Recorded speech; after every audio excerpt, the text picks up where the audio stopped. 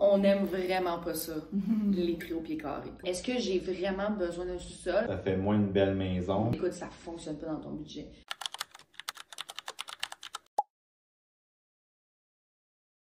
Maintenant, on va aborder un sujet un petit peu plus crunchy, qui est les prix. On va se le dire, les gens veulent savoir comment que ça coûte. On se fait souvent poser des questions. Est-ce que ça coûte plus cher que ça? Est-ce qu'on devrait faire ça ou ça? On va commencer. Est-ce que c'est plus cher une maison sur dalle qu'une maison avec un sous-sol? Peu importe le type de maison. On prend deux fois la même maison, une dalle, une un sous-sol, laquelle qui est le moins cher? Puis quand tu parles d'une dalle, c'est-tu style une dalle monolithique ou ça serait une Une fondation? dalle, au Québec, on n'a pas vraiment le choix d'avoir une dalle avec des murs de ville. C'est ça, exact. Parce que si on décide de faire une dalle monolithique, il faut que ça soit spéqué par un ingénieur, tout ça, ça devient quand même plus compliqué. Fait que souvent, on fait juste des fondations à 4 pieds 6 minimum pour le gel. Mais c'est sûr que de faire sur dalle comme ça versus avec un sous-sol, c'est moins dispendieux sur dalle. Pourquoi? Parce que dans le fond, ta maison qui est avec un sous-sol, ben là, tu vas doubler ton coffrage pour avoir ta bonne hauteur, plus tu vas avoir une structure pour ton plancher. Puis là, après ça, tu vas avoir ton sous-sol qui a une fondation à couler. Tandis que sur dalle, ben, dans le fond, tu as ton mur de 4 pieds contre le gel. Puis après ça, tu coules ton béton puis tu pars direct. Je suis contente de savoir ça. On va souvent entendre, par exemple, qu'en rajoutant un plancher chauffant, par exemple, vu qu'on a une dalle, là, ça va venir équivaloir à si tu avais un sous-sol. Est-ce que c'est vrai? Ben, c'est sûr que c'est un coût supplémentaire, tout dépendant aussi du type de chauffage. Si on prend glycol ou électrique, il y a une différence de prix. Mais je pense pas que le plancher va rattraper la différence de prix, mais c'est sûr que... Parce que ton sous-sol, faut pas que tu oublies que tu vas vouloir l'aménager aussi. Là. Fait qu'il y a un coût à ça. Même si tu l'aménages pas là, ben il faut quand même que tu planifies le coût sur le long terme. Absolument. Fait que c'est sûr que ça coûte plus cher avoir un sous-sol. Par contre, le sous-sol est vraiment pratique parce qu'on n'a jamais assez de rangement dans une maison. Fait que c'est de savoir... Tout dépend aussi. T'sais, par exemple, moi ici, j'ai pas de sous-sol, puis je suis vraiment contente parce que je le sais qu'on aurait juste ramassé. Je le sais que j'ai ramassé du stock, puis je le sais que ce qui aurait été au sous-sol, un moment donné, ça aurait juste tout le temps été dans ma tête. Il faut que j'aille faire un ménage, tu sais. C'est comme, on dirait, pour moi, c'est genre malsain. Ben, c'est correct. Non, mais on dirait que ça me donnerait de l'anxiété d'avoir un sous-sol en ce moment parce que tout ce qui est dans le quotidien, je vais mettre dans le garage dans l'objectif éventuellement d'aller le jeter. Ben là, j'irai le mettre dans le sous-sol puis je l'accumulerai. Ben toi, tu t'es posé, tu as eu la réflexion. Oui. Est-ce que j'ai vraiment besoin d'un sous-sol? La réponse est non. Fait que toi, tout de suite, tu te dis, bon, ben j'en ferai pas parce que premièrement, ça va me coûter moins cher pour quelque chose que je veux pas. Exact. Mais souvent, moi, ce que j'explique à mes clients, c'est que le fait qu'une dalle va coûter plus cher qu'un sous-sol, c'est que là, tu vas vouloir avoir plus de rangement, plus d'espace, des plus grandes pièces, un deuxième salon, deuxième étage. Puis c'est tout ça qui va faire en sorte que là, tu vas buster ton nombre de pieds carrés, puis ce pied carré-là va être plus dispendieux que si tu avais creusé. Exactement. C'est pas mal ça, j'ai-tu raison de dire ça? Oui. Puis non seulement ça, c'est que le terrain aussi rentre en ligne de compte parce qu'il y a certains terrains que les nappes phréatiques sont très hautes. Fait que si tu fais un sous-sol, ça fait en sorte que ton sous-sol, faut que tu le fasses beaucoup sorti de terre. Fait que ça fait moins une belle maison parce que tu es trop haut. Fait que là, tu vois beaucoup de solage. Mais quoi qu'il y en a des gens qui aiment quand même beaucoup ça aussi parce que ça permet d'avoir des grosses fenêtres au sous-sol. Oui, c'est ça. Fait qu'il faut vraiment que tu te poses la question, c'est quoi tes besoins, c'est quoi ton budget, puis avec ça, on est capable de faire le meilleur pour toi, dans le fond. On se fait souvent poser la question, c'est quoi le prix au pied carré? Évidemment, ça varie d'une région à une autre, mais comment est-ce que vous déterminez un prix au pied carré? Nous, on n'aime vraiment pas ça, les prix au pied carré. Parce que, non, vraiment pas. Vraiment pas. On peut, mettons, un client nous aborde dès le début, quand il décide de faire, mettons, un projet de maison et tout ça, on peut le guider selon les informations qu'il va nous donner sur les matériaux qu'il veut utiliser, sur le type de terrain et tout ça. On peut le guider. Par contre, jamais on va faire un prix à un client pour une construction au pied carré. Parce que pour nous, il y a trop de variables possibles. C'est quoi le revêtement que tu veux mettre? Ton revêtement de sol, ton revêtement extérieur, c'est tellement large. Là. Tu veux de la pierre, de la brique, il n'y a pas de pierre, juste du vinyle. Fait qu'on ne peut pas faire des pros pieds carrés, puis on n'aime pas ça. Fait que nous, ce qu'on préfère, c'est le client arrive avec son plan final, puis là, on fait une soumission précise après une rencontre avec le client pour déterminer tous ses besoins, puis qu'est-ce qu'il souhaite avoir comme matériaux, puis comme finition intérieure. Bien, on fait vraiment un budget précis pour le type de maison qu'il veut, puis on va de l'avant avec ça. C'est vraiment plus... Je pense que c'est logique aussi. Oui, c'est ça. Mais vous, mettons, tu vois, moi je te relance, c'est moi qui pose une question, là. Vous, comment vous évaluez ça au pied carré, mettons? Nous, on n'a pas le choix de faire un genre de prix approximatif parce que les gens cherchent en fonction d'un budget. Comment on fonctionne, c'est qu'on a 4 catégories de maisons. On a une maison économique, une maison moyenne, une maison sur mesure plus custom, puis une maison luxueuse. C'est rare que je vais dans le luxe, c'est rare que je vais dans l'économie. Fait que souvent, je gauge entre les deux. Après ça, dans chacune de ces catégories-là, il y a des sous-catégories, tout dépendant le nombre de pieds carrés. Fait qu'on a des ranges, mettons, de 800 à 1000, de 1000 à 1200. Okay. Après ça, on va de même jusqu'à 4000. Puis après ça, c'est un plein pied. Puis après ça, on a 2 étages. Fait qu'on y va selon ce type de catégorie-là. Puis là, plus que tu as de pieds carrés, plus que le prix au pied carré est petit. Ben pas petit, on s'entend, ça drop de braquettes, mettons, de 5 entre 5 et 10 piastres, mettons, par braquette. Puis le prix, évidemment, entre luxe, average, custom, puis économie, mettons, tu sais, ça change. Puis, une fois que ça c'est fait, on descend en bas, puis on ajoute les extras. Fait que si, mettons, tout ça c'est basé sur 1,5 salle de bain. Une salle de bain complète avec une salle d'eau. Après ça, s'il y a une deuxième salle de bain complète, une suite des maîtres par exemple, ben là, on vient ajouter un 15 000 d'extra. S'il y a un foyer au bois, on vient ajouter un 12 000 d'extra. Un foyer au propane, un 10 000. Après ça, on regarde la quantité de pieds carrés de maçonnerie qu'il y a. Ça, généralement, on y va quand même au pif, si on peut dire, parce que c'est difficile pour la personne qui estime de savoir quand on n'a pas comme les plans tout devant nous, de savoir. Fait que, tu sais, généralement, on y va entre 5 et 15 000 pour la maçonnerie. Les autres extras, c'est les terrasses. Fait que, tu sais, s'il y a une terrasse de 12 pieds par 20 pieds, ben moi, je calcule 1000 piastres du pied linéaire, mettons, grosso modo. Fait que une terrasse de 20 pieds, ben je vais dire que c'est une terrasse de 20 000. Ça a 24 pieds à 24 000. Mais une petite galerie en façade, vu que c'est moins profond, je vais faire diviser en deux, fait que 500. Fait que si la galerie, elle a 20 pieds, ben ça va être une galerie de 10 000. Fait que, tu sais, fait que tous ces extras-là s'ajoutent, puis à la fin, on vient diviser ça par le nombre de pieds carrés total habitable, puis ça nous donne le prix. Je dirais que généralement, on tourne autour de entre 275 et 350 pieds carrés, nos modèles. Ça fait puis du sens. ça, à ça, t'ajoutes les taxes. C'est ça. Nos taxes sont pas inclus là-dedans. Ouais. Fait que ça, nous, on les présente sur le site de Dessin Roman comme étant le coût de construction clé en main avec un entrepreneur plus taxes. Évidemment, ça varie d'une région à une autre. Puis, si tu es un autoconstructeur, ben, tu peux prendre ce prix-là. Le 15% représente environ une autogestion.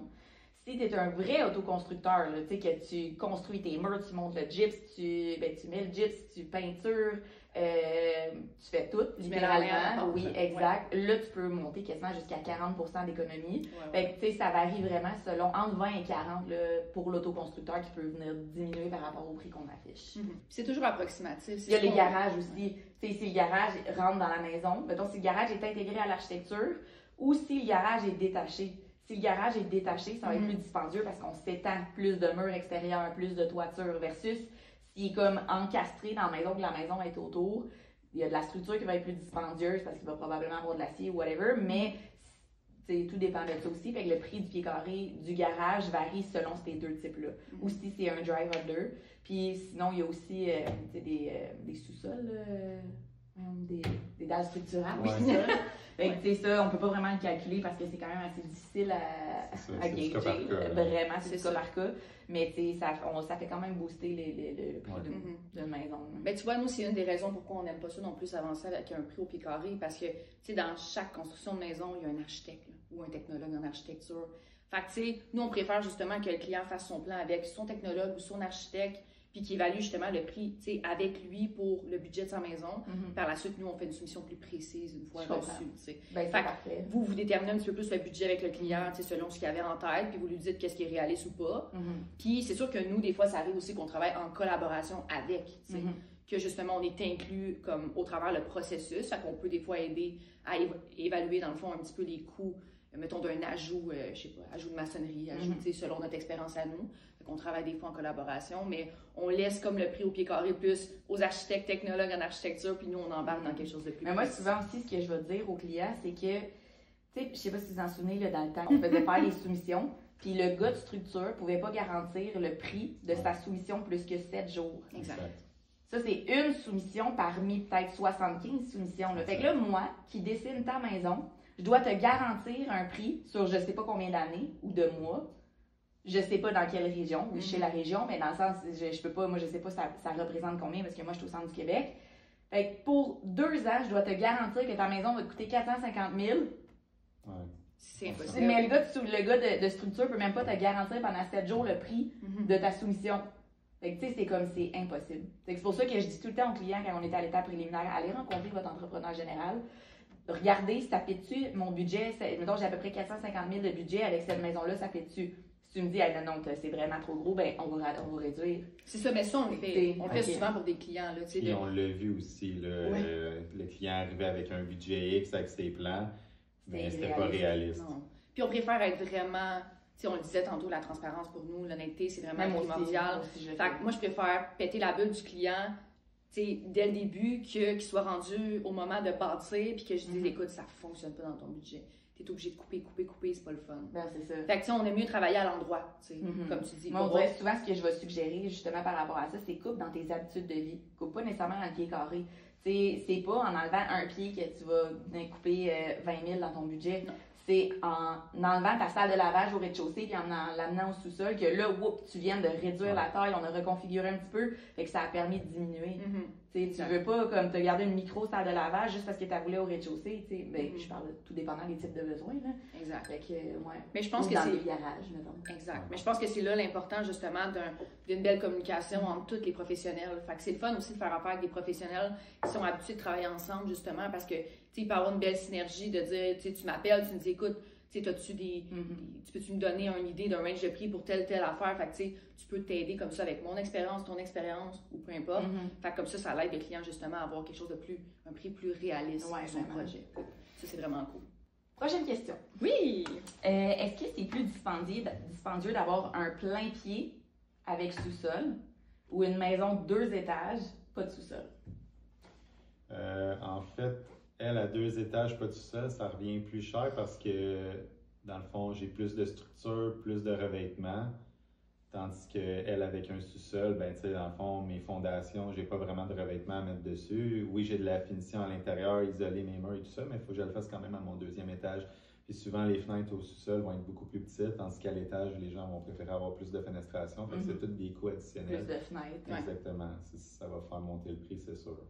Puis côté prix, encore une fois, si on prend une maison avec un sous-sol, est-ce que c'est plus dispendieux de la rentrer avec des margelles ou de la sortir et qu'on voit les fenêtres apparentes? Moi, de mon côté, c'est côté-là que je préfère quand c'est rentré, mais y a-t-il un prix associé à ça? C'est sûr qu'il y a un certain prix pour les margelles, puis aujourd'hui, il y a les margelles assez conventionnelles en métal, mais il y a des gens qui vont faire aussi des margelles en béton pour créer plus d'espace, pour faire rentrer plus de luminosité. C'est un bon point, ça. C'est vraiment cool. Ouais. Là, maintenant, on va sortir des fondations, puis on va aller un peu plus dans la toiture.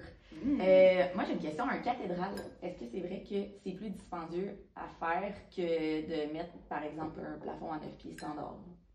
Oui, c'est plus dispendieux parce que en fait, c'est surtout en termes de temps, parce que les gars de faire installer des trosses standards versus des trosses avec un toit cathédral, c'est plus complexe, c'est un peu plus long à faire. Après ça, l'isolation aussi, c'est plus long à faire. Les gars doivent s'échafauder.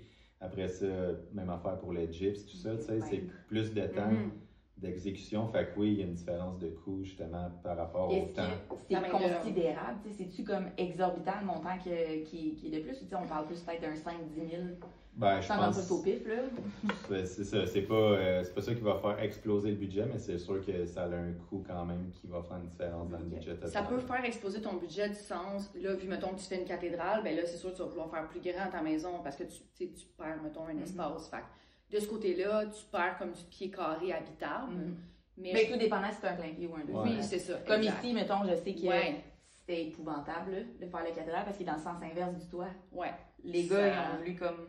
À toutes les fois que je débarquais sur le chantier, tout le monde avait la face à terre. Mais c'est ça, c'est tellement du cas par cas. Des fois, les gens nous posent des questions comme ça, puis on est comme, on veut répondre. Mais non, mais c'est juste pour avoir une idée. Parce que, tu sais, mettons, tu prends une petite maison là, super simple, 30-32, puis le client, lui, il se dit, ah non, je vais mettre des plafonds de 8 pieds partout, puis mon gros punch, ça va être de mettre un cathédrale dans mon salon.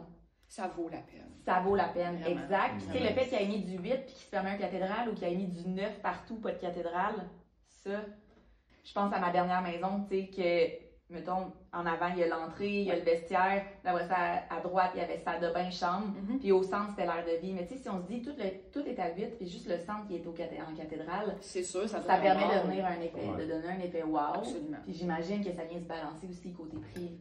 Ben, c'est sûr que parce que la structure va être plus complexe, fait que c'est sûr, ils vont avoir une différence de prix, ça c'est sûr et certain. Mais c'est parce que ce que ça l'ajoute comme valeur ajoutée, c'est intéressant. Ouais, exact. OK. Est-ce que des plafonds en pente, c'est plus dispendieux que des plafonds standards? Ben, c'est tout le temps par rapport à la structure puis le temps d'exécuter les travaux.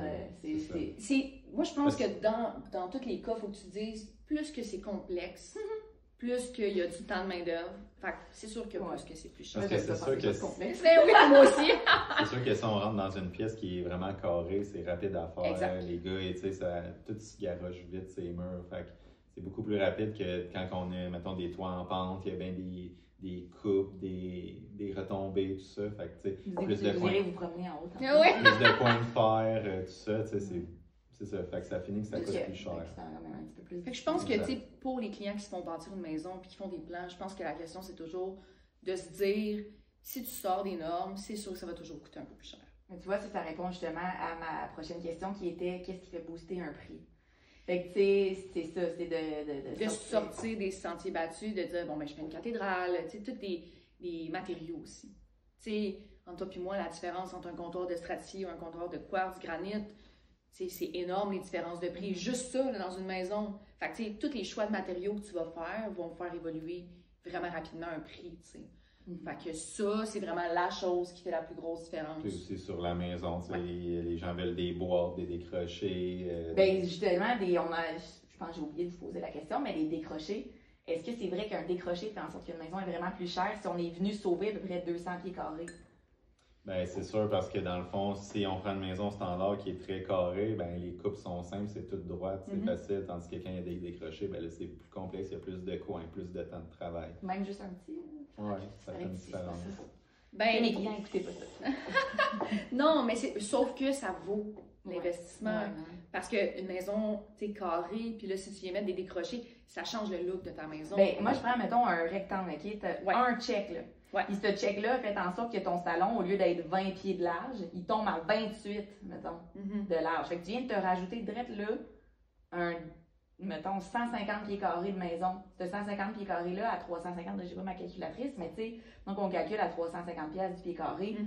Je comprends qu'il n'y a pas le décroché, mais tu as quand même plus de pieds carrés, fait que plus de bois franc, plus de fenêtres, plus de pierres si tu fait un foyer, plus de comptoirs si c'était dans ta cuisine. Ouais. Fait que ça fait pas en sorte que le décroché est plus avantageux.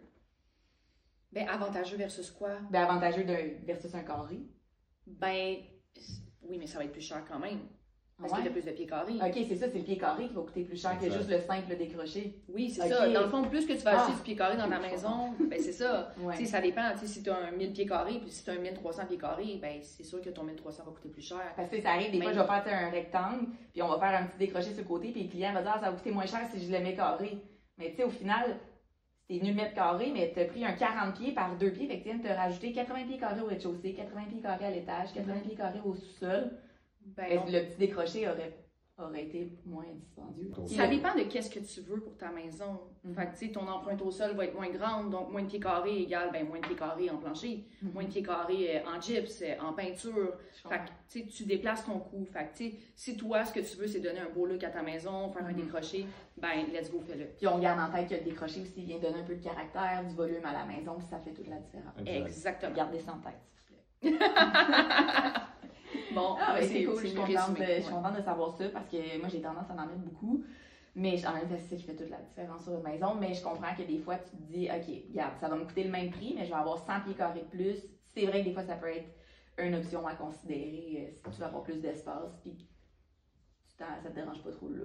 Exactement, c'est ça. Fait que ça dépend du besoin du client, à mon point de vue. Si toi tu veux vraiment une maison, tu sais, le look architectural, tu sais, vraiment design, ben oui, les décrochés sont vraiment intéressants. Sauf que si toi, c'est vraiment purement le pied carré que tu veux, ben là, je comprends. T'es mieux d'y aller carré, plus de pieds carrés. Puis... Non, mais je pense que ça répond bien à la question. Merci. Super! Merci.